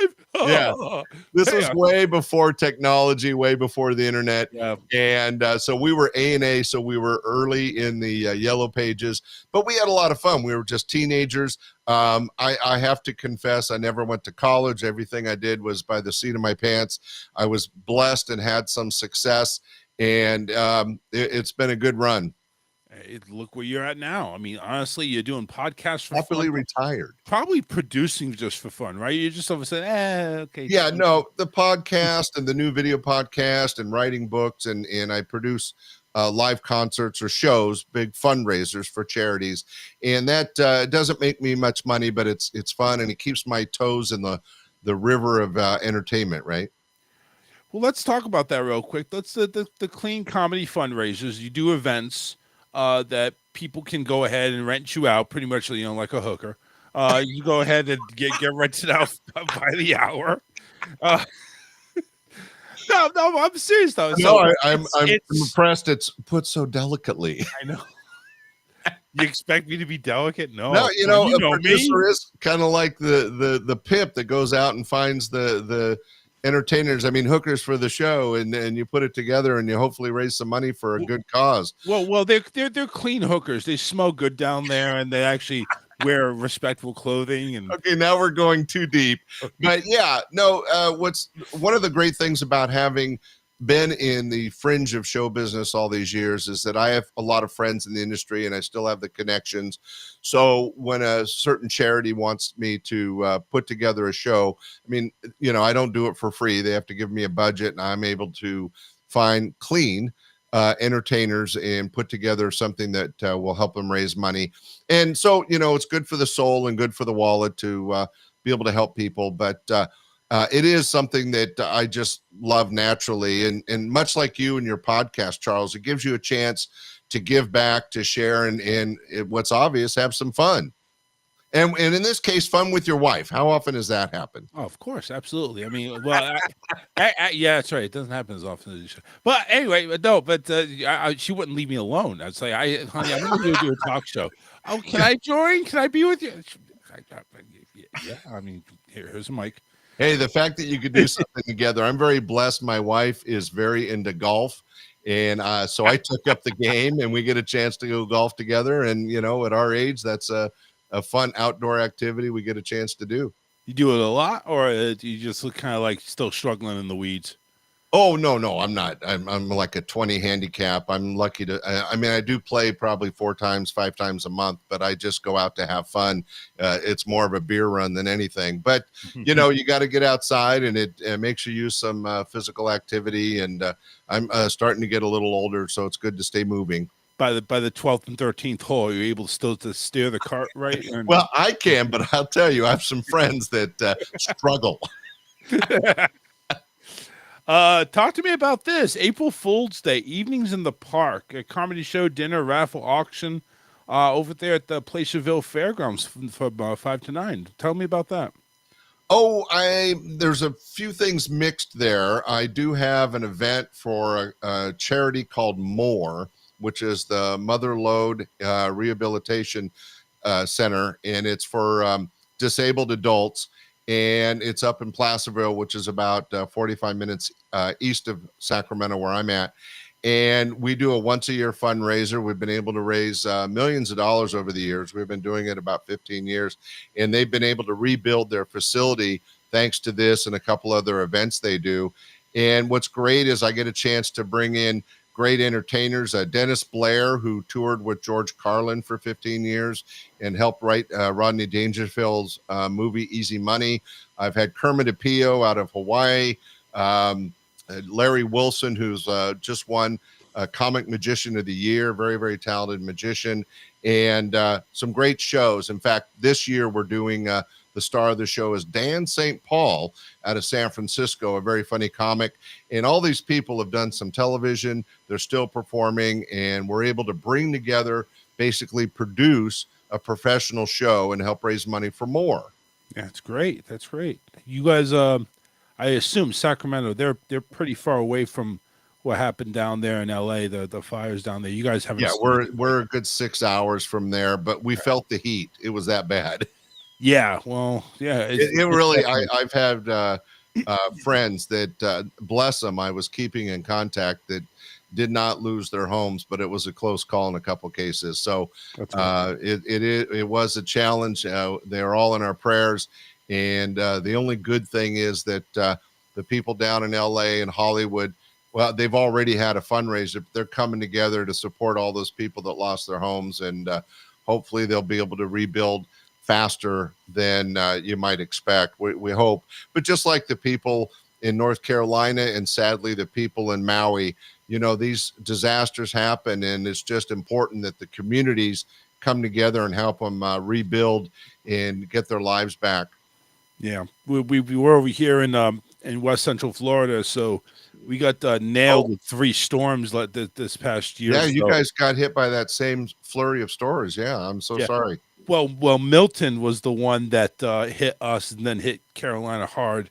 There was a couple others that drove through us, but luckily, it wasn't too severe. We're kind of more inward, but people on the beach and the coast, I just feel sorry for them. They spent all that money for that land, building those extravagant houses. I mean, most of them are, at least, and just losing everything and finding out, what do I do now? Yeah. Well, even your sister was affected by Milton. Yeah, my sister by no means has an extravagant house. No, but now, but now they have a clean slate. Let's put it that way. Oh, no, I was about to say that in good spirits. She's been in great spirits the whole time, but she did a video where the surge was at literally like 5 feet up against the wall before it started leaking in, and oh wow, gone. They had got the whole whole house.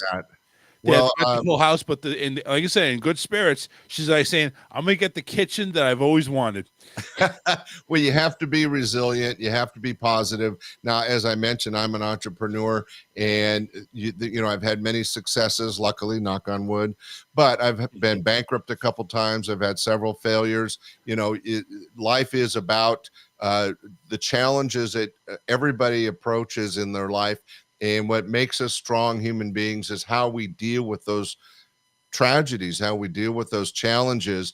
And so your sister's a great example of somebody that had a crappy situation, and they're going to be able to come out of it on the better side of it down the road. I was going to mention what's sad about the LA situation is LA, especially the Palisades, is so expensive that a really nice house here in Sacramento might be, $400,000 or $500,000. Those same size homes, 2,000 square feet in the Palisades, you're looking at $1.5 million, $2 million, maybe more. Yeah. So it really is a tragedy. But as I said, I think they'll be resilient. I think the community's already coming together. I know Hollywood's stepping up, and they'll get through it. Just like your sister, hopefully, in a positive mental attitude. Oh yeah. Everybody's in the process of rebuilding, and in some cases already done rebuilding. Oh wow! It all depends on how the insurance company. It's like all the insurance companies out here in Florida say, "Yeah, we're going to write this check really fast, but you'll never hear from us again because we're out of here. We're not." Yeah. So here's a new home, but we're not going to insure it. Yeah, that's it exactly. Well, I hope she. Well, and a couple years back when Ian came through, there were insurance companies that just didn't pay out. Yeah, we were literally, if you ever heard of Port Charlotte, Florida, that's where we are. We were ground zero for Ian. Yeah, I saw you on the weather maps when they were talking about that storm, because I had not heard of Port St. Charles, and it made it famous in a bad way, infamous, let's say. But hopefully, these people will have good companies, and they'll find a way to get themselves squared away. And, like you said, you have to think positive, be positive. And shows like yours, the Charles Richardson Show, brings a little bit of joy and life to all these people, right? I love your positive attitude, Scott. I love it. I love it. I wish I could share it, but I love it. Scott Edwards, go ahead and plug whatever you got to plug to go ahead and get people to you or to people that you represent so they can go ahead and share with your joy. Well, I got to tell you, I just want to make sure people know that there is the audio podcast stand-up comedy. Stand-up comedy. Your host and MC. I do have a short version called Comedy Appetizers. That's just stand-up comedy, and Comedy Appetizers is kind of a throwaway every Friday to help you start your weekend with a laugh. But tomorrow, we're so excited. It's the launch of the new video podcast, the Tag Team Talent Podcast. And if you, any of your listeners, have a talent, go to my website, www.tagteamtalentsearch.com. That's tagteamtalentsearch.com. And send us your video, and we'll make you, well, not a star, but we'll get you on the podcast. I'm over here thinking you're going to be like that one guy that does Star Search. Yeah. Actually, in my case, it'll probably be more like the Gong Show. Remember that? Yeah. I do. I am that old. Yes, I do remember. Scott, thank you again for taking time out of your busy schedule, retirement schedule that is, to join us. And we should definitely kick it. We should definitely go ahead and kick it again. Dive into some other details as well when next time you come on. Sounds good, Charles. Anytime you guys are ready, a blessing to meet you both, and keep doing the positive things, sharing some laughter, sharing some information, and have fun. Yep. And this time we'll get your name right the whole interview instead of I can't be Bob Moog anymore. No Bob Moog for you. Okay. Thanks so much, you guys. Thank you very much. Scott, we're going to say goodbye to you. We're going to play a song. We got Alyssa's good news coming up next. Don't go anywhere. Stay tuned.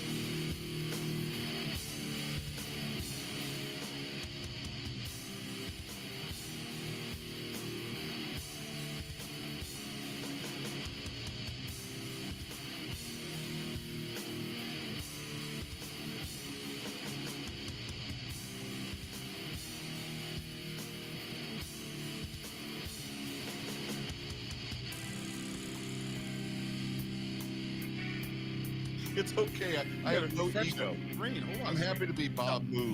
Now I am curious. Hold on a second. I gotta go to Facebook. How in the world did that happen? Hold on. I was just curious who it was, but it's no problem at all. No, it is.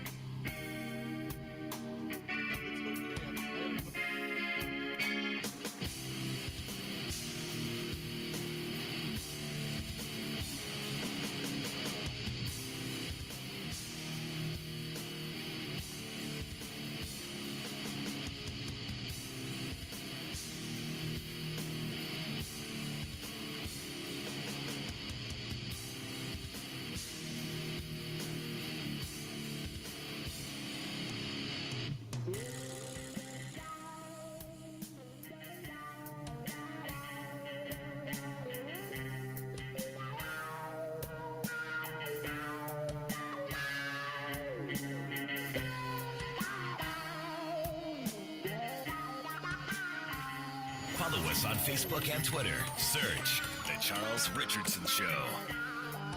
All right, we're back, and I'll figure this out one of these days. Don't know when. Well, let's dive right into it. This is good news. Let's do it right now. Yeah, it's been a while since we played that thing, haven't we? Here's a listen. A lost stuffed bunny goes on an airport adventure ending in a heartwarming reunion. Any parent knows the heartbreak of a child losing their favorite stuffed animal. But thanks to a little airport magic, this drama has a happy ending. Well worn with long gray ears, Bunny, its real name, was turned into Patty Getty, who has worked for 11 years at the information desk in the Pittsburgh International Airport. I wanted to take the bunny around and show what Pittsburgh Airport is like, Getty told GNN.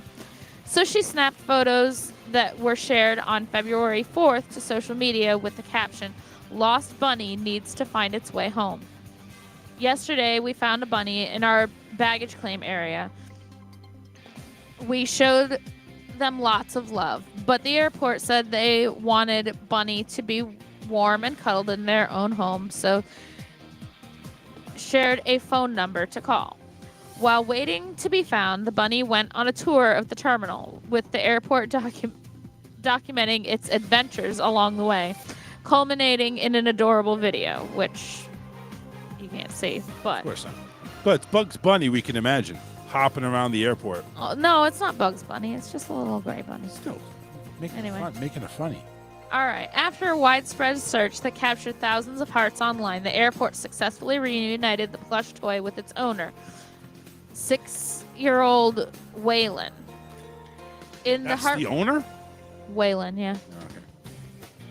In the heartwarming conclusion, the beloved Stuffy was finally back home, having been picked up by the owner's great-grandmother. We're so happy to reunite lost items with their owners, and it is especially joyful to reunite sentimental lost items like Bunny. Thanks to the awesome Pittsburgh community for sharing these posts and spreading the word so we could bring Bunny home. Thank you, Bunny. You calling me Bunny? Yeah, I'm calling you Bunny. You don't normally call me Bunny. No, I don't, really. Honey, but not Bunny. Not funny, but Bunny. All right, here's the list of good news. First time this year, and the first time for a long-ass time. No, I think we did one when we first No. relaunched the show. No, we didn't. Yeah, we did. No, we didn't. I think we did. I don't think we did. Oh, actually, if we did, yeah, it didn't have the background noise because I was missing all my shit. Maybe. Yeah, maybe. Please like and share the show. YouTube, Facebook, we're there. Facebook, you can find us on several different opportunities there. Facebook, my personal page, Charles Richardson. You can search The Charles Richardson Show. Find me on my own Facebook page as well. There's also the Just for Fun Radio Facebook page where we are live whenever we go live, Monday and Wednesdays from 8 p.m. to 10 p.m. Eastern Time. And then we also have our own channel on YouTube. Just search The Charles Richardson Show, and you can find our channel called The Charles Richardson Show. I think if I say it one more time, I get like 15% off something. Then the Charles Richardson Show. What's the name of that show again? The Charles Richardson Show. Is it like Beetlejuice and you show up if you say the name too many times? Well, I think I'm already showing up, so maybe it makes me disappear if I say it 4 times. But Or is it like those State Farm commercials where they say, "Oh, it's Ludacris," and Ludacris shows up? No. No? No. Okay. No. I want to thank again Bob Moog for appearing on the first hour, and also want to thank R. Scott Edwards for appearing in the second hour. And next time, if we have Scott on, we'll make sure we have his. We'll go ahead and have his name correctly for the entire interview instead of Bob Moog for the first part. I cannot believe that happened. I did change it. It showed up right here on my control panel, and the damn thing didn't show up on the video screen. I don't get it. I don't understand that, but whatever. Testicle difficulties, just like Scotty would say on his show. Thank you very much for listening, and again, please make sure you share and like the show. We could always use some more love anytime we do that. Wednesday coming back. Do I have anybody Wednesday? I'm losing my shit here. Check my calendar. I love this new Google Calendar, by the way. Yes, so on Wednesday at 9:15 we have Ren Valentino. Ren Valentino will be joining us at 9:15, and we'll talk to him about all sorts of stuff here. So make sure you tune in for that. Until then, we are out of here. I'm watching some wrestling. Got to catch up for Elimination Chamber. That's happening, I think, this Saturday, next Saturday. I don't know. Some Saturday it's coming up soon. Probably this Saturday. Probably. That would make sense. Yeah. It's been 2 weeks since you had a pay-per-view. It's supposed to be once a month, but whatever. Oh, maybe. I don't know. I don't know either. All right, guys. Be safe. We'll see you on Wednesday. Take care.